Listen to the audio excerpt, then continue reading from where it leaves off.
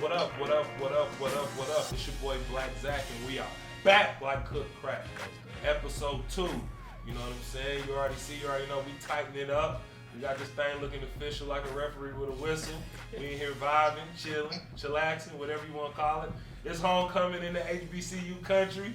So shout out to Livingstone College, man. You know, we kicking off homecoming this week, you feel me? So of course, you know what I'm saying? I got the homie, the Brody, great teammate, father, pillar in his community, Coach Kimball is what some of the kids call him. My partner in crime for this here, ExZachly My Point podcast. Sean Major, say what's up to the people. Man, glad to be here. What's going on? I heard this homecoming weekend, y'all turning up in the Carolinas. Man, you know, if it's up, then it's stuck.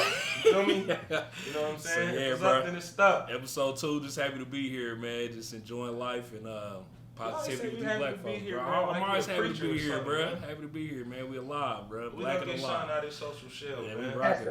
Today might do it. He got a lot to say.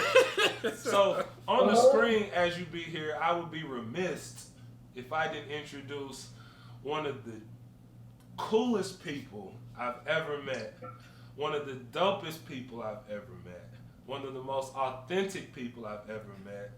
This is my homegirl, Nisha Blandon. She has a resume that is impeccable, all the way from Anderson, South Carolina. You know, she tapped in with the ExZachly My Point podcast. And, you know, for this here episode, we talking about gender roles. So I had to get somebody to represent for the ladies. You know, she's a member of DST, Delta Sigma Delta Incorporated. So, you know, she got 100 women with her, you know, supporting her right now. So we say what's up to all the lovely ladies at DST. You know, my mama's a Delta. So, you know, if I didn't shout them out, you know, it would be trouble when I showed up at homecoming. So I'm gonna just let y'all. Beat up. Yeah, my girlfriend at AKA. So you know, you already know we came ready for war. You know what I'm saying? Oh goodness. I might even wear pink and green. I might even wear some pink and green. And you will. If she says so, that's what we're gonna do. You know what I'm saying? That's what. Hey, happy girl, happy life. Remember that. It's happy spouse, happy house. Remember that. Well, while we're talking about gender roles, see, we getting off on the wrong feet. Happy woman period. See, you getting started already. Already. What am I drinking? What am I drinking? Thank you. All right, You getting started already. All right, so listen, you know, before, you know, we get into everything, you know, I want to type into some of the trending topics. You know, over the weekend, Rudy from the Cosbys got married. I don't know if anybody's seen that. So Rudy got married. I'm all for black love. You know what I mean? Mm-hmm. Meek Mill dropped the album. Man. It ain't his best work. You know, I'm a 1942 championship, dreams and nightmares type of guy, flamers type of guy. So, you know, to see him evolve though, you know, I'm definitely with it. Have you been able to check it out? Yeah, man. I got through the first listen, and for me, I think he dimmed down a little bit of the flash. You know what I mean? And he hopped in that lane to show I'm an artist. You know what I mean? The bars are still there, coming from the freestyle background. He showed I belong in that top tier when you talking about lyricists and rap. So I was pleased with the first listen, but you know, I got to grow on me. It's definitely above Drake and Kanye right now. I give you that. Yep. I give you that. Yep. Man, you see that, man, listen, they got a Feed the Streets tour out. Gucci, Jeezy, Boosie, Rick Ross, Yo Gotti. Man, your boy Boosie was in Atlanta. You know they set it off in Atlanta. Your boy was in Atlanta doing the fool, had a little altercation on the stage. You know Boosie in the middle of it. But, I mean, that's part of the culture, though. Like, you can't expect to play certain songs and niggas not go at it or get turned up. Yeah. Especially with a concert like that. First off, you already got Gucci and Jeezy in one. That mix is already insane. So that's oil and vinegar off the rip. Yep. Then you factor in Jeezy and Ross that had beef. You know what I'm saying? Then Boosie himself is just an irate individual. So I mean, what do you expect? I think 2 Chainz is on the tour as well. So you know, I'm definitely trying to catch. You know what I'm saying? What's going on? The last thing, man, we had the IG shut down. Boy, you know what I'm saying? You hear about the IG and Facebook shut down? So basically, I was wondering what was going on with that. So man, basically a whistleblower from Facebook that worked. Acting right all day. Right. Somebody that worked for Facebook basically blew the whistle and let them know that Facebook be out here on the BS. Telling. You know, they was telling. You know, basically Facebook was turning off the safety notification, so let people plan the riot. They say Facebook knew about the riots. You know, Facebook is trying to create a place of hate and misogyny so they can keep the corporate dollars coming because they know people are going to get on and go back and forth. You know, so the more people are typing in on Facebook, the more money they get to make. Yeah, that makes sense though. It is. So it was very. But enough about that, Nisha. What's up with you, man? Look, what's up with the shirt? I see the Yoni Power. I haven't seen you on social media talking about steaming and thing. You got the girl sitting on the toilet with the hot steam, getting it ready. You know what I'm saying? Getting it ready to go home and bust it open for they dude. So before we really get into this episode, because, you know, I probably feel like, you know, you're going to be on one side of the fence and I'm going to be on the other, so it's going to be a love-hate relationship. So I just want you to talk about your business and what you have going on. Let us know who Nisha is. You know, I've known you all my life for the most part. Well, about half my life. You know what I'm saying? Most of my adult life. So before we really tap into what we got going on, let the audience know who you are, where you from, what you got going on. Your business is definitely soft promo, you know, so take some time to elaborate on that for us, please. Okay. Well, my name is Nisha Blandon. I am from Anderson, South Carolina. I am a licensed professional counselor as well as an addiction counselor. So what I do is I provide outpatient mental health services to individuals as well as substance abuse services. My focus is holistic health, and with that, my background is educating people on the importance of natural remedies and just healing yourself naturally. And so I became a certified vaginal steam facilitator. It's also called Yoni Steam. I provide that service in my outpatient practice here for women. So what I do is I educate women on the importance of reproductive health, as well as teach them about natural remedies that can help with improving reproductive health issues. So a lot of the times just growing up, I don't think women are educated on the importance of taking care of themselves, especially their reproductive health system. So over time, just having my own experiences, I've done a lot of research and decided to become certified. So I offer that service as well as natural products and holistic care stuff, or just items at my practice that I make handmade by myself as well. So I'm into the mental health. Mental health for me is holistic. So I feel like if you're going to if you're going to work on yourself, you need to look at all aspects of yourself, your mental health, emotional, your physical, and your spiritual self. So I incorporate all those things in my practice. So you can do all that through steaming the poom poom? I can work magic. Okay. You'll love me. Oh, man. Women will love you. I'm going to have to talk to your girlfriend. Well, Krishan here is married, so yeah, we out here. I actually have a Yeah. So I've told I have a lot of clients that come with me that comes to me that have had a lot of issues. Like I said, women, I don't feel like we're educated properly as young ladies how to take care of ourselves, especially our reproductive health. So for me, just reading and researching and practicing some things on myself, I've learned and healed myself in a lot of ways with this research and practicing some of these natural remedies.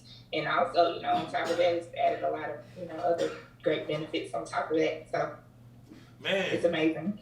That's what's up. I be seeing you out there stretching, doing the yoga and stuff. You feel me? Yeah. So I'm working on my yoga certification. So I'm gonna add that as an additional thing that I add or offer as a service at my practice. Because again, it's a lot of things that I feel like are good for mental health.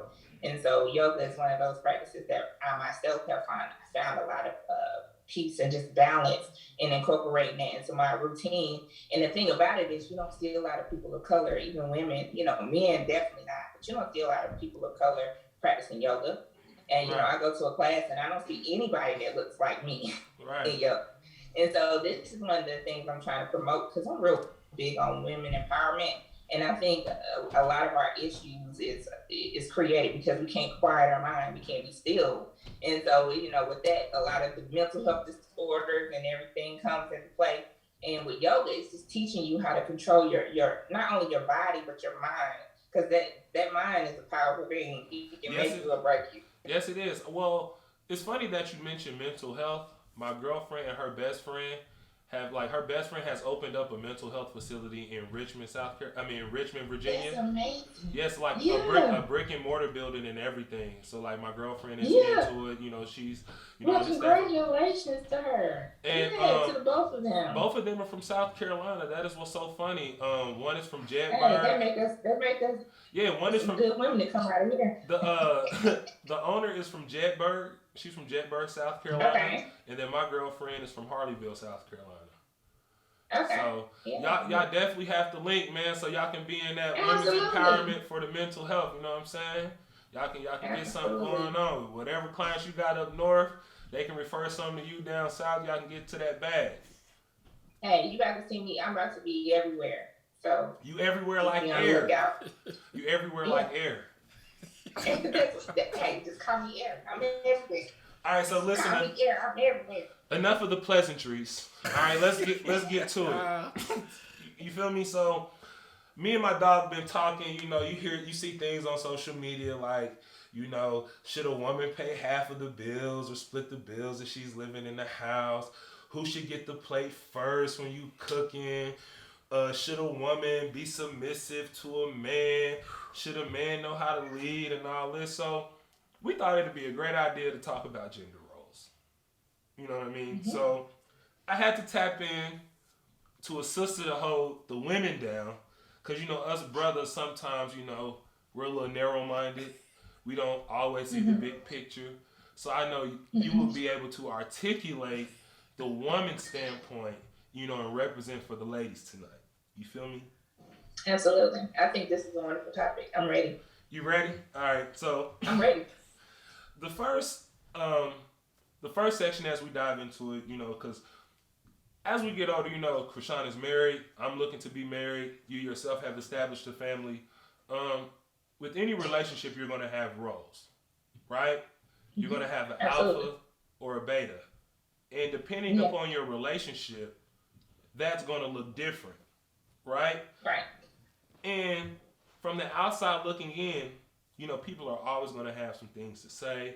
Oh, why ain't she fix her man plate at the picnic? You know, things of that nature. You know, especially within our culture, right. You know, between the different generations. So we wanted to tap into the gender roles. So first things first, what are gender roles and how are they learned? You feel me? So gender roles, in my opinion, are basically the characteristics each sex probably has in dealing with a relationship with a significant other. And the reason why I say significant other, because, you know, we do live in a society where the LGBT community is represented, and they're represented very well. So you may not necessarily have genders, you know what I'm saying, per se, but you do have roles, right? So absolutely. That's what I feel gender roles are. Just basically the dynamic you play in a relationship. Either you're going to be the alpha or the beta, and based on some of the characteristics you may have, that's the role you'll play in a relationship. Sean, what you think about it? For me, just kind of piggyback a little bit, I look at success rate. So based on what Zach said, what dynamics or what position is each person in, whether it's male or female, to ensure that the balance and stability of your family is coming together as a whole. Whether that's 50-50, whether that's 100-100, doesn't matter. It's just, I think, the characteristics that embody all of that to ensure that the relationship in the household is a solid foundation characterizes those roles. Nisha, what about you? Yeah. Well, I mean, I agree with the both of you. One thing that I feel like gender roles consist of is what we're taught as a woman or a female and a male or a man, what we should do, what our duties are as a woman or a man. And so I think a lot of the gender roles consist of what we were taught in society, what we should do and what we shouldn't do as men and women. I definitely agree with that. So I'm glad you said that, because you said like what you're taught, You know, so it definitely starts when you're a child. So Nisha, you grew up in rural South Carolina, and like I understand, like I understand the different dynamic because my girlfriend, like I said, is from Harleyville, South Carolina. Me being a city slicker from Kansas City, how we see things and how we perceive things is totally different. You know what I'm saying? So I'm gonna ask you this question: growing up in rural South Carolina, how did you balance gender roles growing up, and how have they changed now that you're an adult? Oh my goodness. Let's go. So We coming out the gate swinging, Nisha. We coming out the gate swinging. Yeah, I like it. I love it. I love it. I'm ready. So just coming up in South Carolina, I think we're very what's the word that I Traditional. Traditional, yes, we are very traditional, and so with that being said, the man has a responsibility and the woman has a responsibility. The man of responsibility is to work and bring home the money and take care of the household, while the woman is more of the take care of the children and the things around the house, cook, clean, kind of be a maid. If we're gonna get to it, we're gonna get into it. For the record, audience. She said that. Yeah. The black woman said that, not the black man. Yeah. She said maid. Yeah. Maid. Yeah. I'd have said more like indentured we're service. taught to be made. Yeah. We are. I feel like we're taught to be made. And so, coming up in a household where I think, like, and the reason why I totally agree with you is because let's look at slavery, for example, right? Definitely in the rural South, right? A lot of our grandmothers, great-great-grandmothers, great-great-great-grandmothers essentially were maids, especially when they got to the back nine of life, when they couldn't go out to the field and work or they couldn't produce children anymore. Their job was to take care of the house, do the cooking, do the cleaning, making sure the laundry was taken care of, making sure the kids, even though they weren't their kids, making sure the slave master kids were in bed, sometimes even educating them, original homeschool. If they found out that a slave could read, okay, listen, you could come in here and you can teach our children, because for the most part, we're not very literate. So you say you were taught to be maids, but I just say more so nurturing to a certain extent. You know what I mean? Yeah. Making a house a home. Yeah. Okay. We were taught to be maids. So I got a question on that, because I understand the negative connotation of the slavery era. You know what I mean? But kind of looking at it from a perspective now, and we're gonna get to that. So yeah, let's hold off. Let's hold off. We're gonna get to that. We're gonna get to that. Yeah. We're gonna get to that. So go ahead. No, I'm sorry. Go ahead. No, and I grew up very traditional. My parents have been married for 43 years. And so when I started growing up, my mom did she took care of the kids. She worked. And so she had to find a balance between working outside of the home and then also taking care of the kids, cleaning the house. And my dad just worked, worked and he came home. And even though, my dad and my mom provided a great childhood for me and my siblings, my dad never did a lot of talking. He just worked and came home, And so we cooked. My mom cooked. She did everything. And, fixing his plate, making his plate, and washing his clothes, and all the different things. Like I said, we were very traditional. Now, how that has evolved for me over time, just kind of in my adulthood, I still do a lot of the things that my mom did, because kind of that was what she molded me into being. Right. She molded me to, hey, this is your man. You take care of him. You fix his plate. You make sure he's fed and the kids are fed. You clean the house. So those things are some of the traditions that I still carry. However, for me as an adult, I feel like, hey, I'm not going to be doing all the cooking and the cleaning and taking care of everybody, because I need help too. I need support too. So for me, I feel like when it comes to certain things, it shouldn't always be, once you do this, strictly stick to the book and you should be doing this and you should be doing that. It depends on what it is, because I think times have changed a lot. And so things are different than they were. So you don't want to be a maid? You don't want to be a maid? Hell no. Excuse my French. Can I cuss on here? Yeah, you can cuss, girl. We grown. No, that wasn't a real curse word, but all right. No, I don't want to be nobody's maid. No. Okay, cool. I get that. So, The next one, as I was reading up on this topic or whatnot, one of the next interesting points that I learned was that gender identity is developed in early childhood, right? So, for example, boys are taught, for instance, like when you give a boy a toy, right? You give him like a dump truck or a hammer or a basketball, right? Something that makes him that boosts his machismo, his masculinity, you know what I mean? Kind of put him on the road to being an all-American man. Girls, especially, I know like my sister, when she got toys, it was dolls. It was the Easy Bake Oven. It was, kind of leading her toward a domestic lifestyle. Like, listen, the woman is going to be doing the hair if she has a daughter. She's going to be doing the cooking. She's going to be doing the cleaning, right? So, understanding that, let me ask you this. And Krishan, I'm going to start with you. Culturally, how does the identification of our gender roles during childhood affect us as children? Now, I'm sorry, I didn't mean gender roles, but culturally, how does the identification of our gender during our childhood affect us as children? So, I'm going to start with you. You have 4 beautiful young men. Man. So, how do you express to them that they're young men? And how does that affect them as children? Most definitely. I think I go back to even me being a kid and my origin. My mom was prominent in my life coming up, and I was pretty much taught you look after, you take care of, you nurture, you protect your mom. So your first person or first woman, first person of the opposite sex that you learn to hop in these roles in is normally your mother. So for me, everything I do is, hey, what if I'm not around?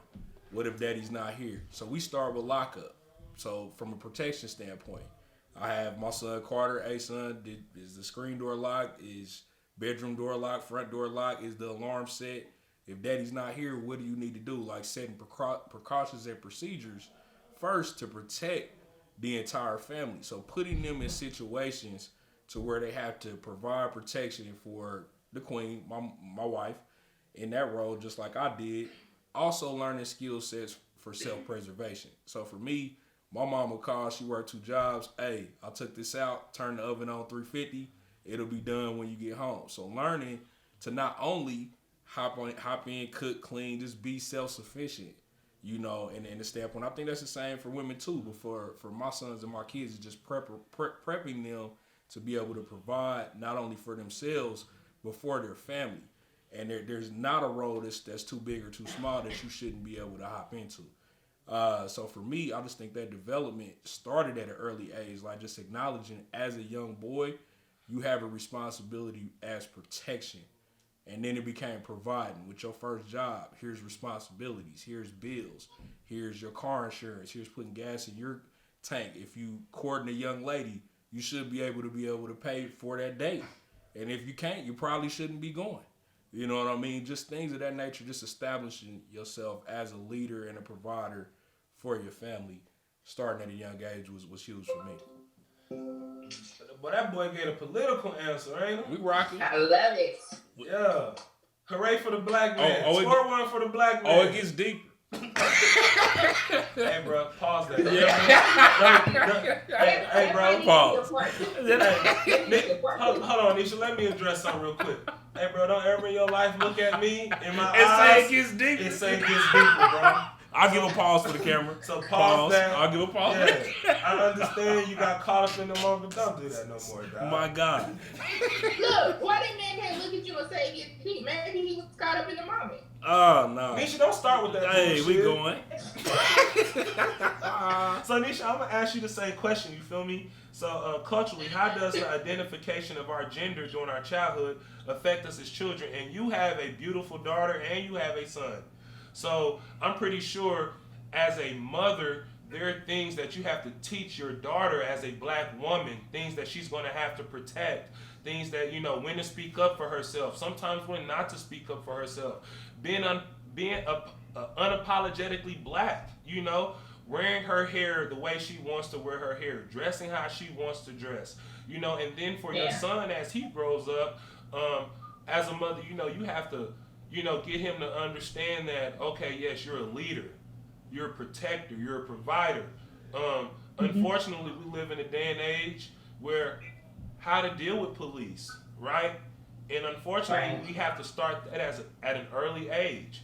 So I asked you the same question, Nisha, and I've already asked it, but I repeat it just, what I'm saying, so we're on the same page. How does the identification of our gender during our childhood affect us as children? I think for me, the same thing that you were saying about being self-sufficient, being able to take care of yourself as a woman, but also being able to take care of yourself and not having to depend on anyone.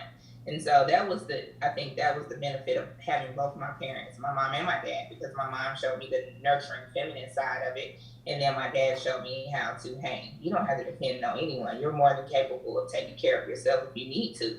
And so that balance alone allowed me to be able to be that nurturing part of it, which a woman is, taking care of my kids, taking care of my home, making sure I'm doing the things that are, just the role of a woman, but also, that masculine side of taking care of myself, where I don't, like now, if something happens and I need something to be done, like I don't feel like I have to always ask my partner to do stuff. I don't have to wait for him to do things. Like if it's something that needs to be done, I usually take charge.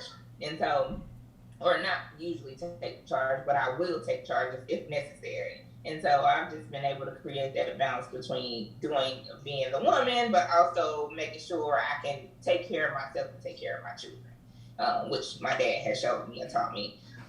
In a way, I think now that I have children, I think some of my views have changed because I was always taught as a young girl or a young woman, certain things were bad, certain things I shouldn't do as a female. And, don't do this. This is bad. Do this. This is the right way. And I was conditioned to feel like this is, things are good or bad when it comes to being a woman. But now that I'm an adult and I have children of my own, I'm teaching my son, hey, you are the leader. You are the man. You are strong. But it's okay to have feelings. If something you want to cry about, it's okay. It's okay to tap into that. Now, I'm not saying, just be crying everywhere. However, I think sometimes men are taught to be so tough that creates issues as they become adults. And so for me, I'm telling him or talking to him like, you can be the leader, you can be the strong person in a relationship or just kind of overall in your life, but also know it's okay to have feelings and talk about it. And if you feel like, hey, I have to cry about some things, that's okay too. And so that's one thing that for me, as I've gotten older and had children, that I'm just kind of changing the view as it comes to that. And then also with my daughter, I have conversations. We talk a lot about things, and just to make her so she can understand, she can come talk to me. And I never tell her, no, this is what a woman's supposed to do, and this is what a man's supposed to do. But I educate her. We talk, we have conversations. And for me, it's about educating her, talking to her, hearing her views, hearing her thoughts, and what feels fitting for her. So I don't tell her, no, you should do it this way. Kind of like I was taught. Don't do that. No, that's bad. No, that's good. No, let's talk about it. Let's have a conversation and figure it out. Because for me, I'm guiding her in the right direction. I'm not forcing her in a direction that I want her to go into, but I'm guiding her through educating her. So for me, I more so educate my children, and I don't force anything like this is how it's supposed to be. This is wrong. This is right. It's more so for me of the education part and talking to them and having open dialogue about stuff. Okay, Mommy of the Year. Rolling. I feel you. Do your thing then. Yeah. Guide then. Yeah. I break that. That's right. So we're going to turn it up a little bit. Next section we're going to tap into is how do gender roles affect a relationship? Now, all of us are older now. We like somebody and we be hunching. You know what I'm saying? Oh, no. You know what I'm saying? We older now. we be kissing. You know what I mean? So you were too old. So, first section I kind of want to tap into, and it's fitting that I chose you because you and Yoni Power, self-empowerment for the women, mental health. It's Yanni. Yoni, Yes. whatever it is. Yes. We wanted to tap Get into. it right over there. Get it right. we wanted to tap into women and their independence, right? So traditionally, women weren't very independent, right? But I would say my generation, our generation, the 80s babies, have kind of led that charge of women and their independency. You know, via through the music, women talking about they got the WAP, you know, because we're used to men talking about, we got big dicks, we fuck all the hoes, you know what I'm saying? And it's cool. We accept that. But when a woman, is free within herself, a married woman at that, I think a lot of people focus on Megan because she's a young lady, but Cardi B is married, right? She is a family mom. And if she wants to get up and say she got the WAP, why shouldn't she? You feel what I'm saying? Like, when we talking about taking care of her home, I think she dots all the I's. She's making good money. Her daughter seems to be well taken care of. She seems to be accepting of Offset and his children. So women in their independence have really changed the trajectory of gender roles in relationships, right? So Nisha, I'm gonna ask you this. Are we abandoning traditional gender roles now that women are becoming more self-sufficient? Are we abandoning traditional roles? Yeah, so for example, men traditionally back in the day were the breadwinners. Mm-hmm. Nowadays, women, especially black women, are the number one success story in corporate America and entrepreneurism. So when we look at being a protector and a provider, traditionally, that role has been placed upon the man. Even in the Bible, to a certain extent, it explains that the man is the provider. Yeah. But now that women are becoming self-sufficient and they're leading the charge in corporate America, that's changing, right? I also hate to say it that we have women who are single mothers who have to play the role of both mother and father. So when they do get into a situation where they're dealing with a man on a serious note, some of their characteristics are not that of a traditional woman because they've had to fill the role of both mother and father. So that's what I'm saying. Because women have been forced in certain extents to be more self-sufficient, to play both roles in the household, especially with raising a young man, do you think we're abandoning traditional roles in our relationships nowadays? I don't think we're abandoning. I think it definitely has evolved into something different than what we were taught. Like you were mentioning, just kind of based on situations where there's single parent homes and mothers raising the children primarily.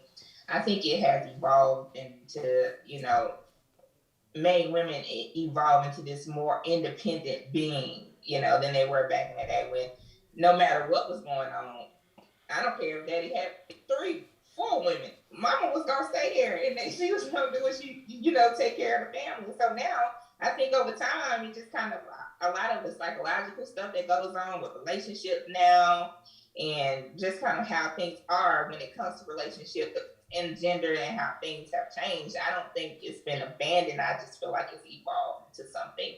I don't even know what to call it. It's just evolved into something different.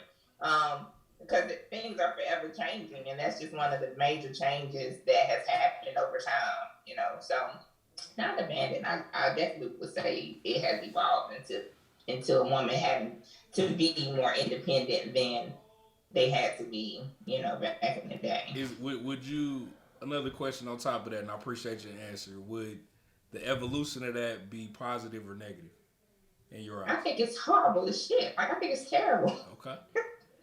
Because it's like it's almost teaching. Why? Because y'all got to take out trash now?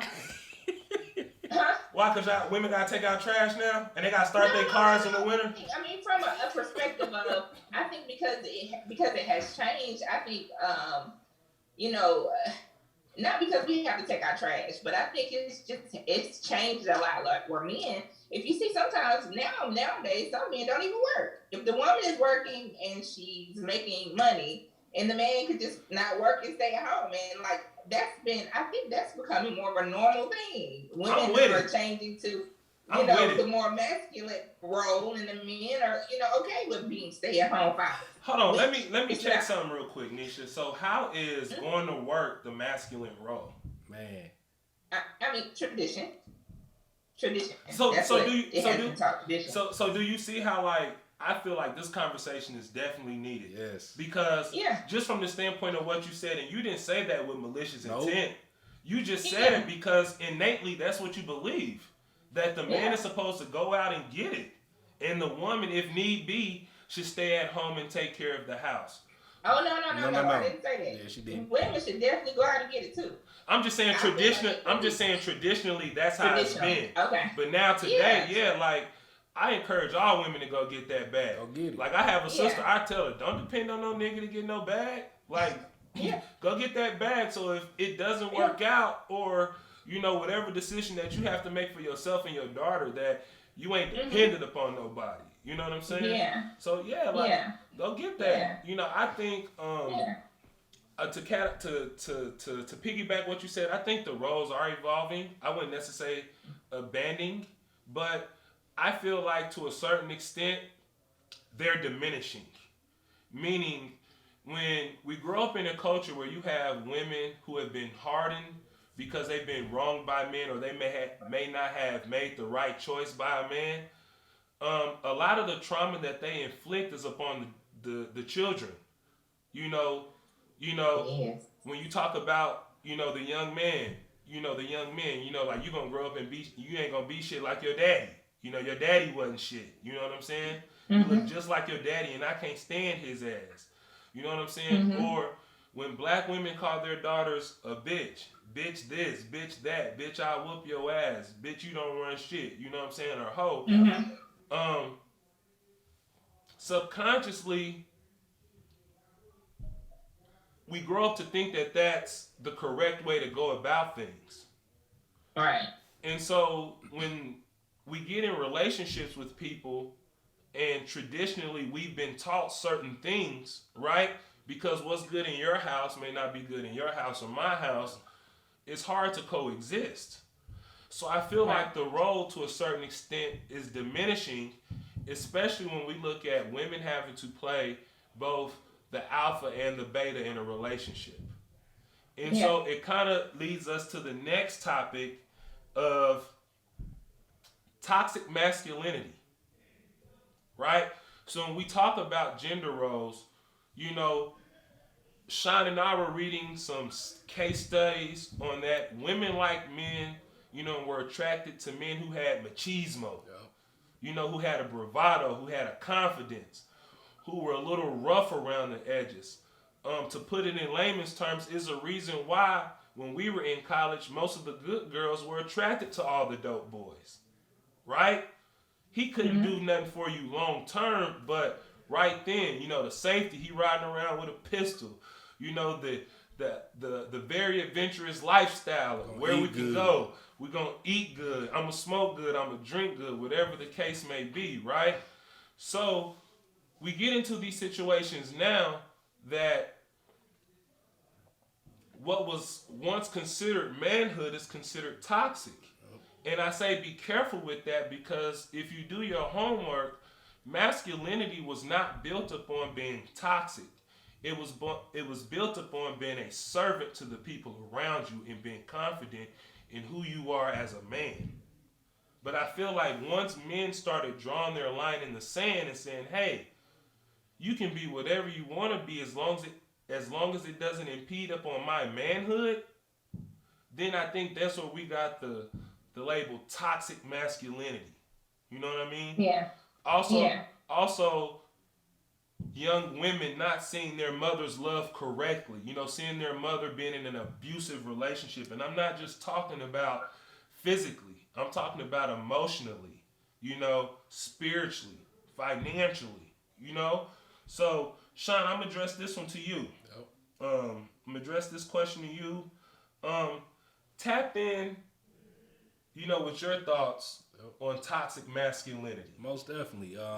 You mentioned the phrase evolving, and we got to that too. And I look at it as well. Like if you're raised and born in a situation to where you're providing and protecting, and that's how you're designed to be in a relationship. And I'm 100% with y'all on independent women and establishing your own and being more self-sufficient. But I feel like that role has now empowered women to feel that they can hop in the man's role. Where does that leave a man? Just being honest. If you're gonna do my role and be in my position, what do I need you for? Or what do you need me for? And I feel honestly look at it in the situation for single women now. It's like if I'm balling, I'm making my own money, I'm doing my own thing, paying my own bills. What do I need you for, nigga? That's cool. Keep that same energy. But don't get on social media and then try and flip the script when ain't no good men out here. You trying to hop in a role that was designed for us or conditioned for us to be in. It leaves us with nothing else to provide for you. If you don't want the protection, you don't want us to provide for you, you don't want us to be there for you, it just, at this point, is dick in a glass jar when you feel like you want it. From that standpoint. I mean, so, okay. So, I think Sean and I have both touched on some subjects with toxic masculinity. So, Nisha, I'm going to pose this question to you. And, Krishan, I want your feedback as well, okay? Yep. We already know what toxic masculinity is. You know, I elaborated on that. Yep.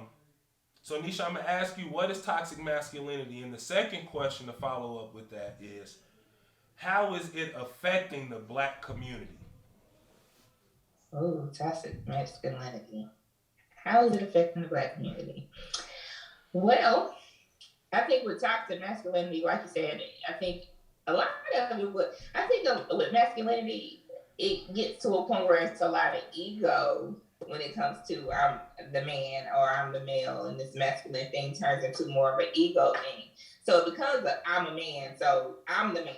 You listen to me. I'm the man. I give direction. I'm the man.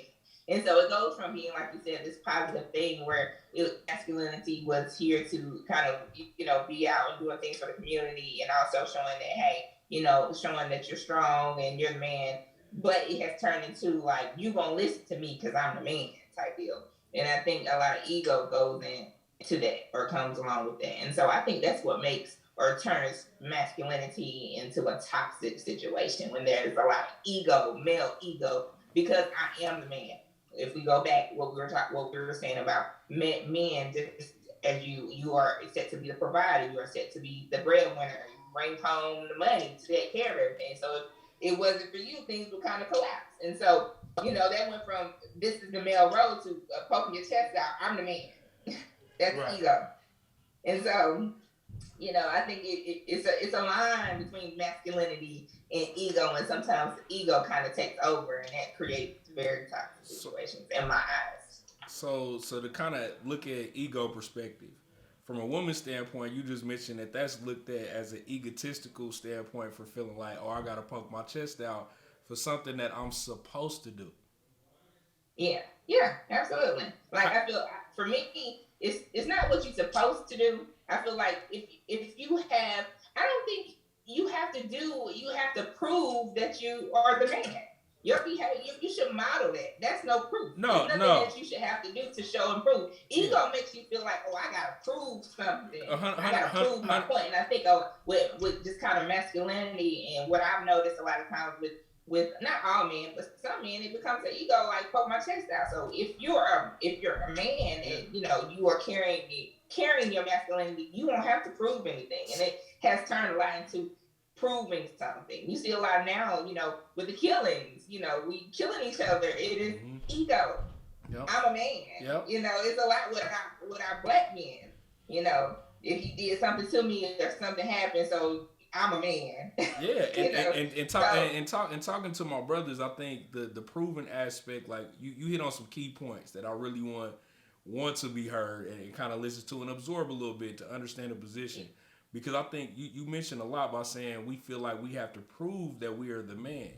So look at the situation that's created. Women are evolving and on the independent train, which is supported by the Black man. But now you're in a role of financially stabilizing your family.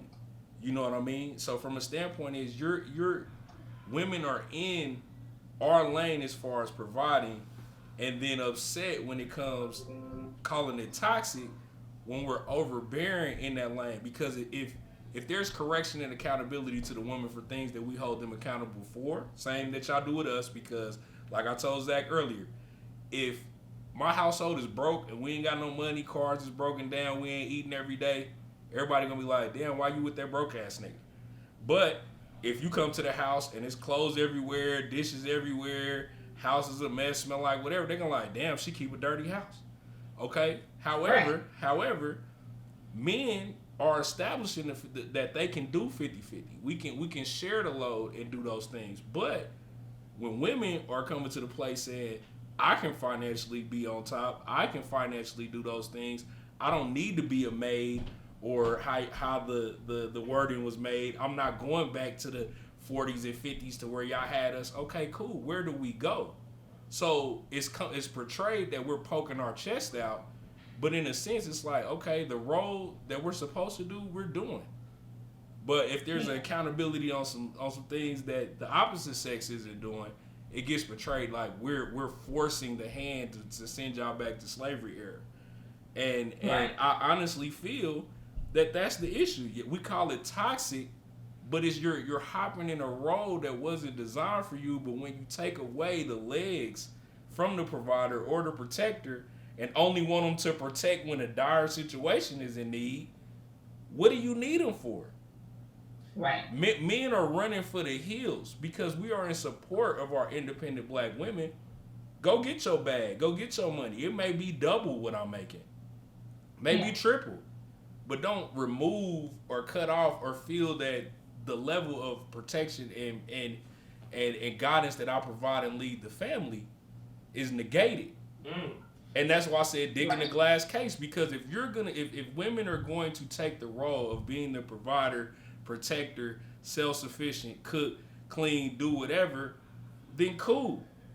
Do that. Why be or encourage I need to be in a relationship all the time on social media, or there's nobody out here for me, all the men dog me. The ego that you speak of is not coming from the men. It's coming from the women that's saying, I demand I'm treated with respect or power now because I am excelling financially. I am in a professional environment to where I can succeed and even do better than you, nigga. That's what's coming. So the ego, I think, ego, when you mention that, struck a nerve with me a little bit just because I see brothers all day like, bro, I work 24/7, come home, she work 24/7, she make a little bit more change than me. But when I hold her accountable, it's like, nigga, I'm making the money. You get in there and bust some suds. Or change the diaper or do this or do that. So to ask you, like, do you kind of see women as carrying a little bit of ego because of the climate of the country and how roads are going? Oh, absolutely. Okay. Absolutely. I think it's both ways. I think men have egos. I think women have egos too. Especially for me, being on the side of women empowerment, and from my standpoint of women empowerment, it's not to tell women you don't need a man. My thing is empowering women to understand themselves. Because I think once you understand yourself and tap into that, you can better say what you need and have conversations and create an understanding between you and your partner. And so for me, it's like empowering women to know who they are. Because I think there's a lot of our issues, because things have changed and evolved over time, that I think we've gotten lost in what's what. And so for me, I think it's important of knowing who you are so you can really, if there's something you need to address about your ego, or if something you need to address about, what you expect or need from your spouse or your significant other and what they need from you, having open dialogues and conversations about it. Because I think on both sides, it's a lack of really knowing yourself. And then all these other things come into play, your ego on both ends. And so I think women have just as much ego as men. But we don't speak on those, though. We don't. But we really don't. Because I think once I've ran into this situation before too, because I feel like, being an independent woman and at a point in time having to take care of my daughter by myself, and my dad also teaching me that, hey, you can take care of yourself. I've I've been in a position where I never felt like I didn't need a man because I feel like we need each other. That's how we learn about ourselves. Yep. That's how we navigate through life. For me, I need you as much as you need me. Yep. But it's this understanding that, you know, because I'm doing this and doing that, I'm this and I'm that. You know, I've never had that perspective. So for me, I've always been able to look at it from a standpoint of we need each other. Right. It's not one more than the other. But I've also, too, had to kind of check myself on the independence thing. Like, I'm a woman, I can take care of myself. And making sure I'm not getting to the point of, I don't need a man. Because a lot of women do start to make more money than a man, and try to kind of, you know, make the man feel less than because she's at a position that he's not. And so it's like you have to really know yourself and check yourself, because I've had to be in that position to check my ego. And sometimes that's not easy, and we don't talk about it. Yeah. But that's what Yanni Powers talk. Like, hey, you can take care of yourself, that's good, but you need someone. You know, you can't be and do everything, and you need to understand that and be okay with that. Well, I'm glad you said that. I'm glad you represent for the Yoni Power, right? Because this leads us into our next thing, right? So we really gonna stir the pot up now. Gender roles are not just limited to the bedroom as well, right? A lot of women don't shoot their shot, aren't aggressive in the bedroom. You know, it's always the man has to make the first move. Or nowadays, women in their empowerment, you know, they went and got that little rose thing, that thing out here going up. They went and got a little rose thing. So they don't necessarily feel like they need a man in that aspect. You know what I'm saying? But, you know, they need somebody, you know, to have, you know, how they say it on the social media, you had your left hand on the frontal. Yeah. You had the other hand on my neck. Yeah. And you leg up. And you had your leg up. And you was telling me that you love me. So, I'm gonna ask you. Why you acting funny? Yeah, why you acting funny? Yeah. You told me all of this. Why you acting funny, right? So let me ask you this. Why don't a lot of women shoot their shot? Tradition. We're taught as women. The woman. Wait a minute. Wait. That is BS, right? So that is BS. Because now it can't be tradition when traditionally. Okay, so let's keep it. Tradition used to be y'all stay at home and be docile. Now y'all outspoken. Y'all outside. Yanni Powers. we healing ourselves through the poom poom, right?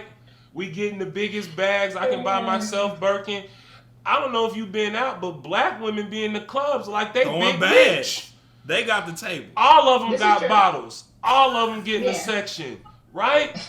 Appetizers. They at Steak 48. You know what I'm saying? They at Brazos. You know what I'm saying? They at Chimas. Without no nigga. You know what I'm saying? So how can black women say, you know, we're going to defy the norm. We're going to break down this wall. We're not going to do this. And then when it comes to shooting y'all shot, oh, for a man that findeth a wife, findeth a good thing. He better approach me. Bullshit. Yeah. Why can't y'all shoot y'all shot? It's changed over time, though, because I think, you know, what I was taught when I was young, when I was a young girl, that, you know, a man comes to you, he does all these things. He courts you, he takes you out, he does all these things to show interest in you. And so that's kind of what I was taught as a young lady. But as I've gotten older, and like I said, as things have evolved, I think women are becoming more, you know, more in control as far as shooting their shot. I've seen women, I've been around them, and they're out here shooting their shot now. So it has changed. It's not like it was. They shooting their shot? Yeah, they out here shooting their shot. Watch your homecoming. Are they paying for first dates too? After they shoot their shot? Probably not. Why not? Now I will say this.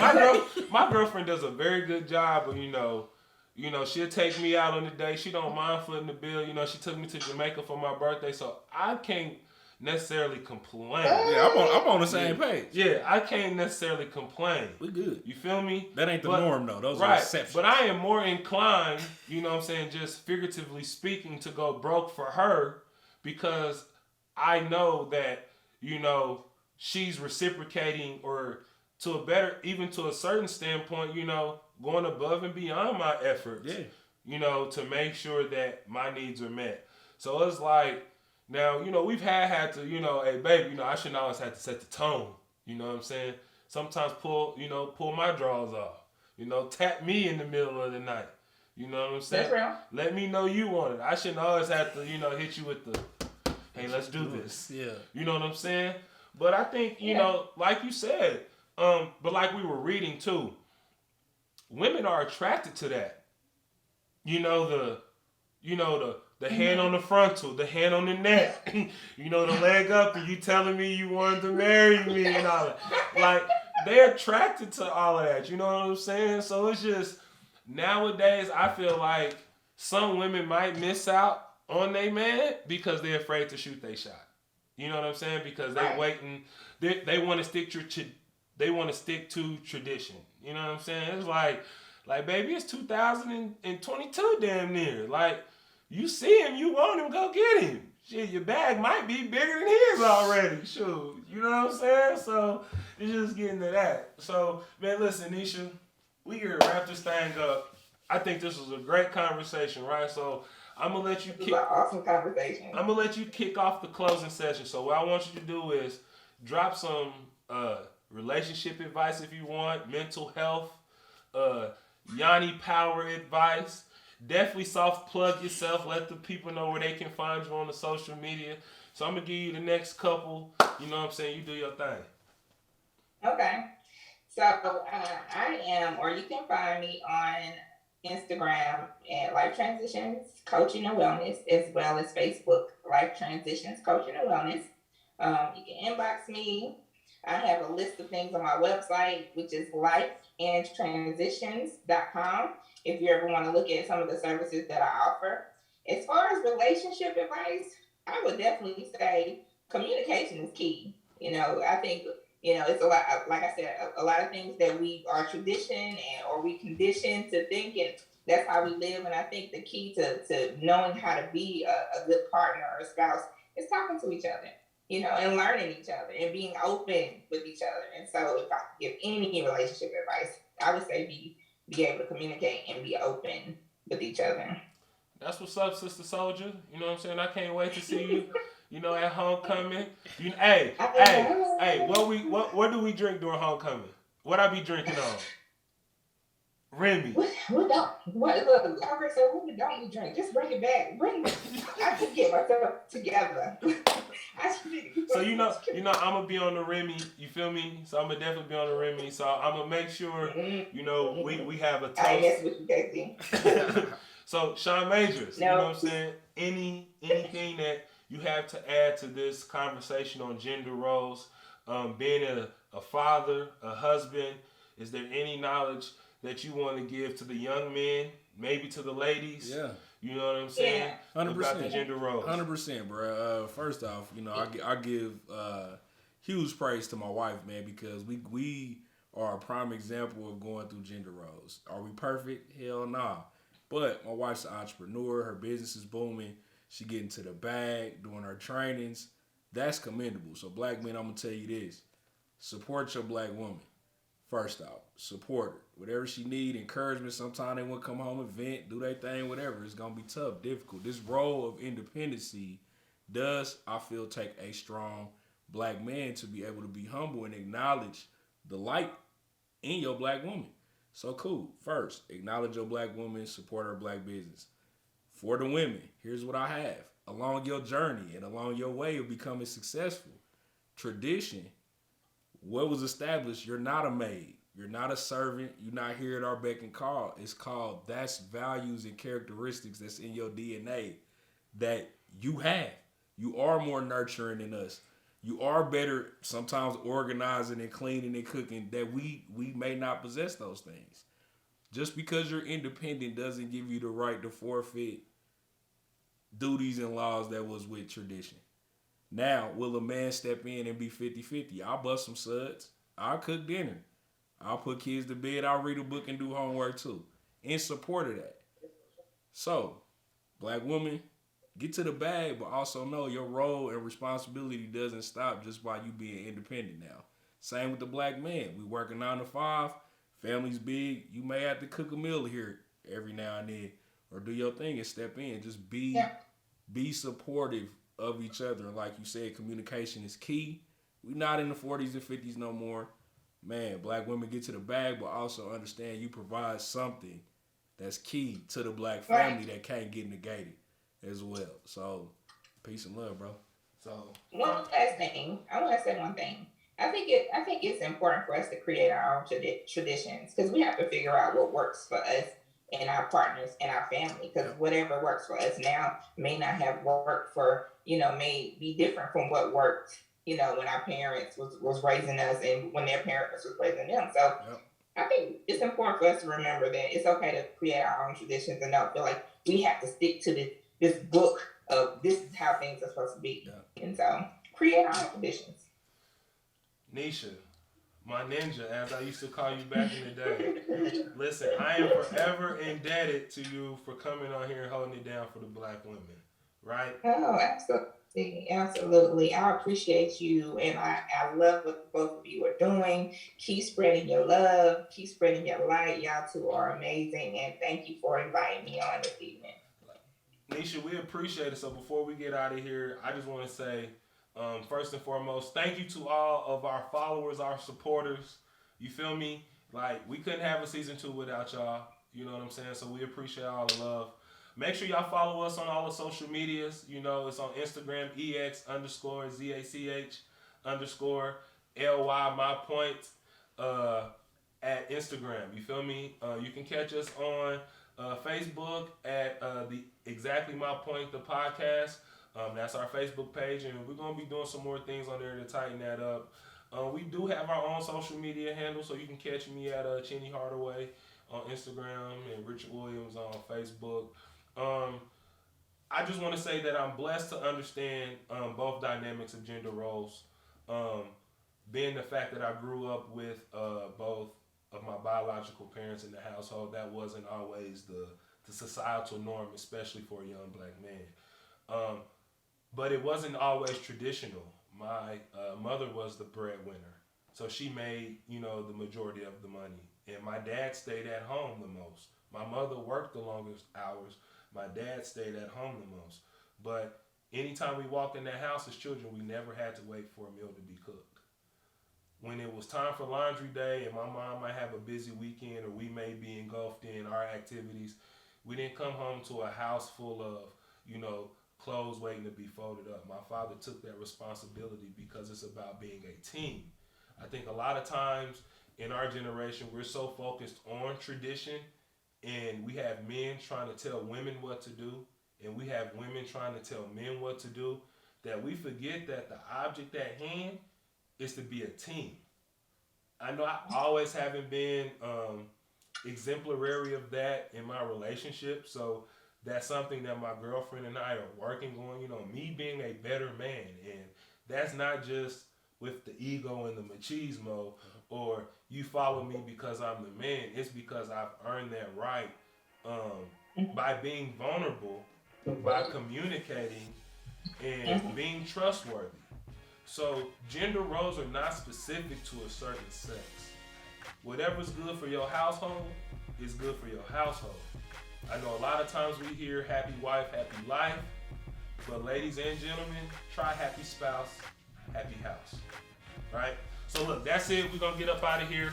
I'm through dropping jewels, you know what I'm saying? Season 3, episode 3, we're gonna get this thing cracking again, but this is episode 2. This was Gender Roles. I appreciate everybody. Make sure y'all go and tap in with Nisha Blandon and all her social media handles. Y'all tap in with that Yoni Power, get that poom poom right. You know what I'm saying? Listen to her, what she got.